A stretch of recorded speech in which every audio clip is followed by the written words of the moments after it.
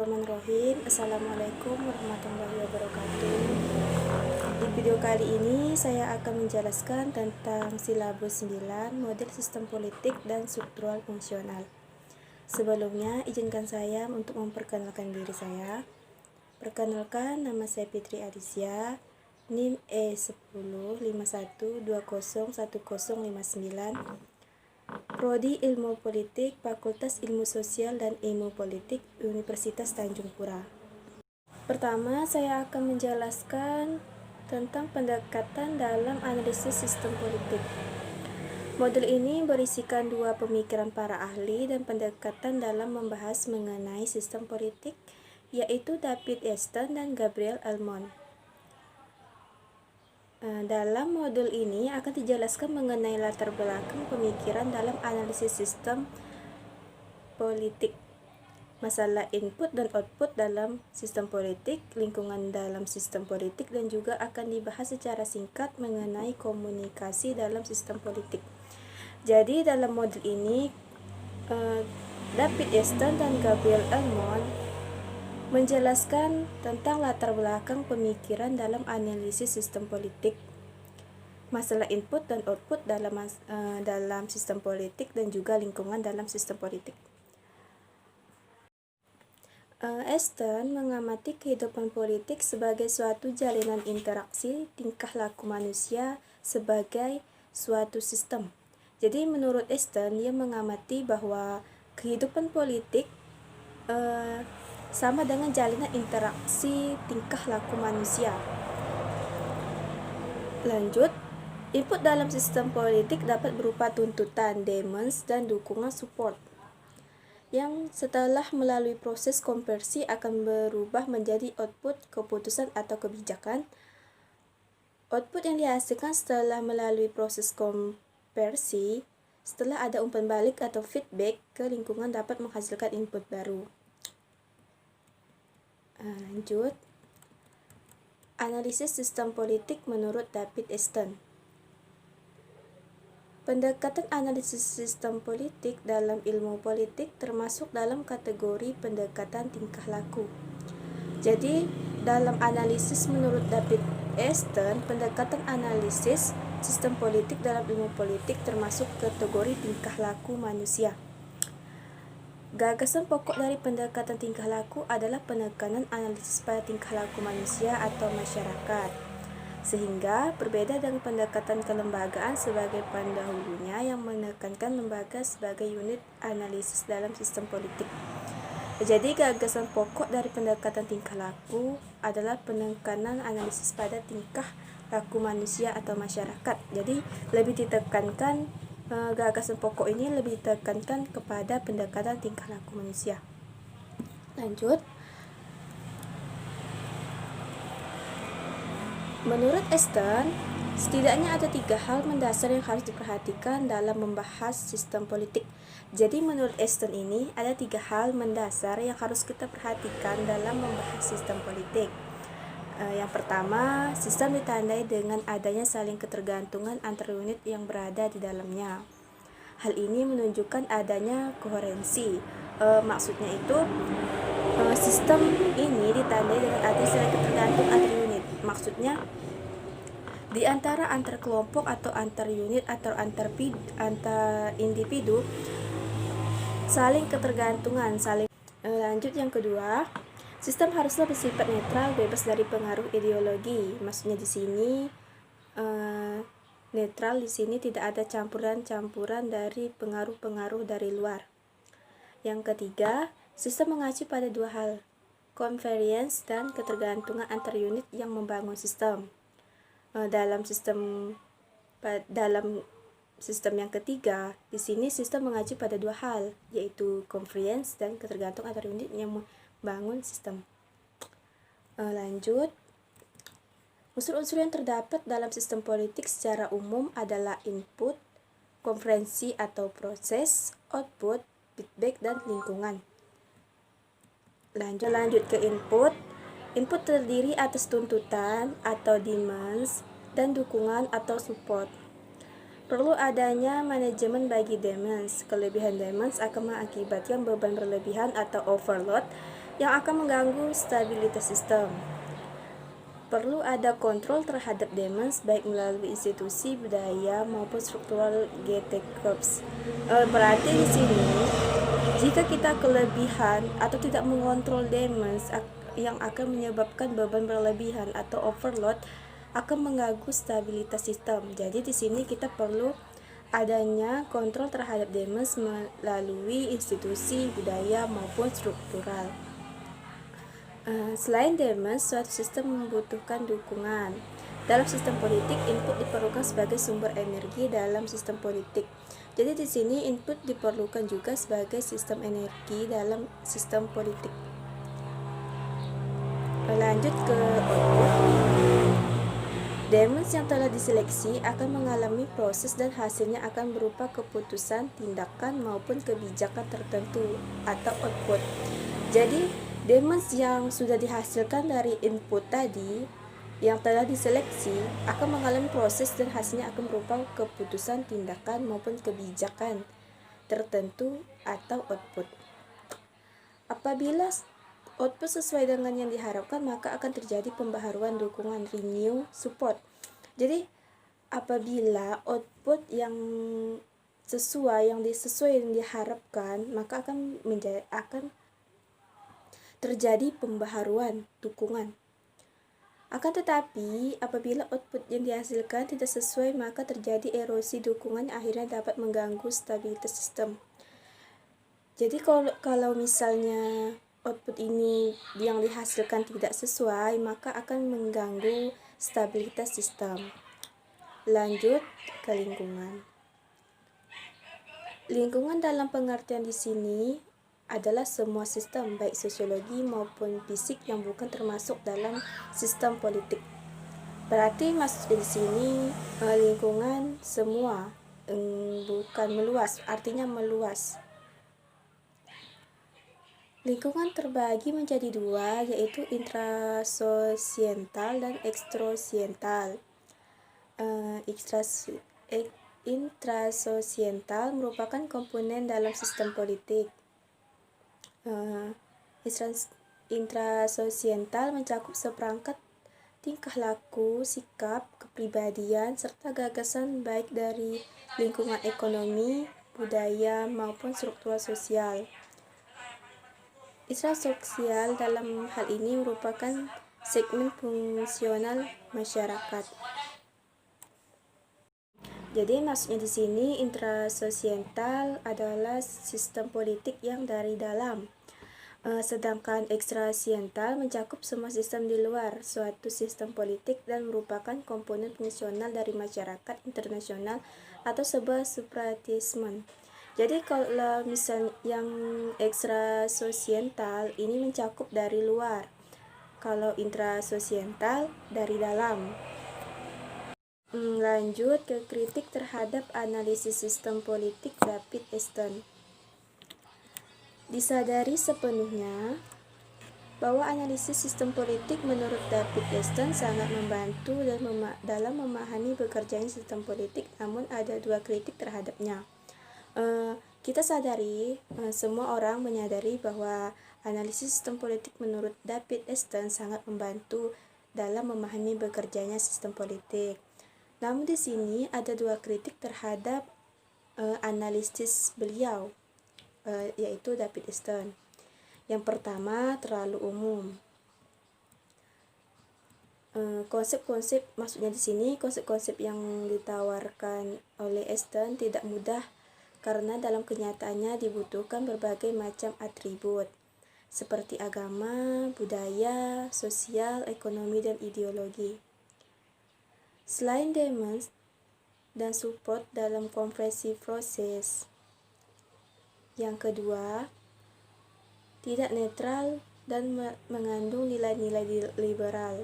Maksudnya di sini, gagasan Easton akan sulit digunakan untuk menganalisis masyarakat yang sedang berkembang dan membandingkan berbagai sistem politik yang ada. Jadi, dua kritikan untuk analisis sistem politik menurut David ada dua, terlalu umum. Yang pertama, terlalu umum. Yang kedua, tidak netral dan mengandung nilai-nilai liberal. Lanjut, pendekatan struktural fungsional Gabriel Ellman. Sistem politik, lingkungan, dan kapabilitas. Dalam teori perbandingan politik, Ellman menerapkan ide dasar dari Talcott-Parsons dengan menganggap bahwa suatu sistem politik merupakan kumpulan dari peran-peranan yang berinteraksi. Jadi menurut Ellman menerapkan ide dari Talcott-Parsons dengan menganggap bahwa sistem politik merupakan kumpulan dari peranan-peranan yang berinteraksi. Jadi di sini maksudnya Ellman, sistem politik yang menurut Talcott-Parsons adalah peran-peranan yang saling berinteraksi. Talcott-Parsons mengembangkan apa yang disebut grand theory atau teori besar. Dalam sosiologi yang lazim disebut sebagai fungsionalisme struktural. Jadi Talcott-Parsons mengembangkan teori besar dalam sosiologi yang lazim disebut sebagai fungsionalisme struktural. Salah satu teori dasar Parsons menganggap bahwa masyarakat sebagai suatu sistem dalam bagian-bagian yang saling bergantungan. Jadi salah satu teori dasar Parsons, ia menganggap bahwa masyarakat sebagai suatu sistem dalam bagian-bagian yang saling bertergantungan. Jadi di sini masyarakat itu saling bertergantungan dalam sistemnya. Lanjut, sistem dan lingkungan suatu pendekatan ekologis. Menurut Ellman, dalam membandingkan lembaga dan proses-proses politik yang terdapat di dalamnya, setidaknya dapat dilakukan dalam 3 tahapan. Jadi Ellman membandingkan lembaga dan proses politik di dalamnya menjadi 3 tahapan, yaitu kegiatan deskriptif, yang kedua memilah-milah temuan yang didapat, yang ketiga dicari kelanjutan hubungan-hubungan dari berbagai variabel. Maksud yang pertama, kegiatan deskriptif dengan melihat dan memusatkan perhatian pada keseluruhan bagian dari sistem politik tersebut. Jadi yang tahap pertama dengan melihat dan memusatkan perhatian pada keseluruhan bagian dari sistem. Jadi kita tuh terpusat dalam bagian sistem politik. Yang kedua kan memilah-milah temuan yang didapat. Kemudian maksudnya di sini kita memilah-milah temuan yang didapat, terus kita kelompokkan berdasarkan tipenya masing-masing.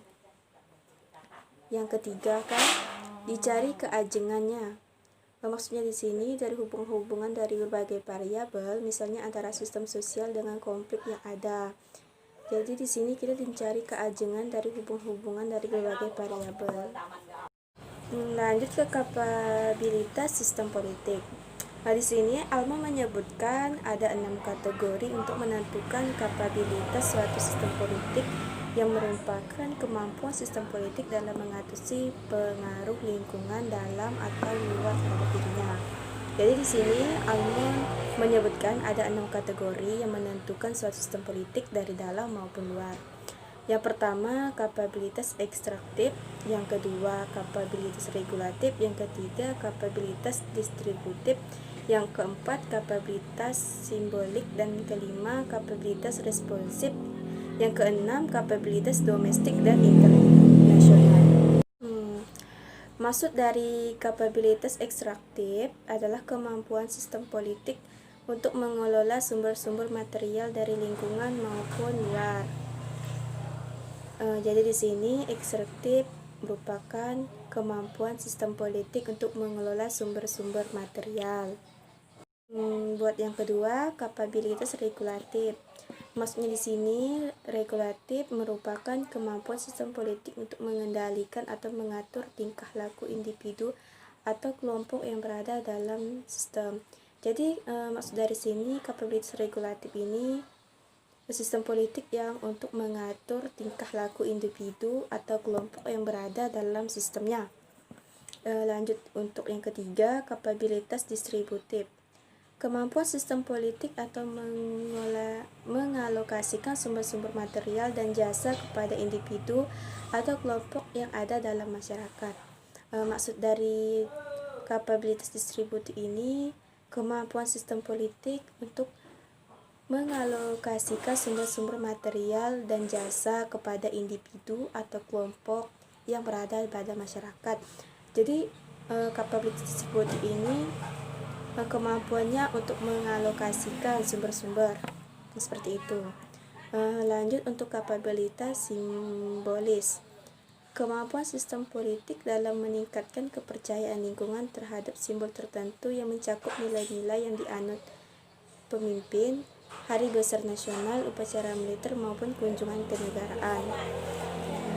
Maksud di sini kemampuan simbolis ini suatu sistem politik dalam meningkatkan kepercayaan terhadap lingkungan, nilai-nilai yang dianut pemimpin, hari besar nasional, upacara militer maupun kunjungan kenegaraan.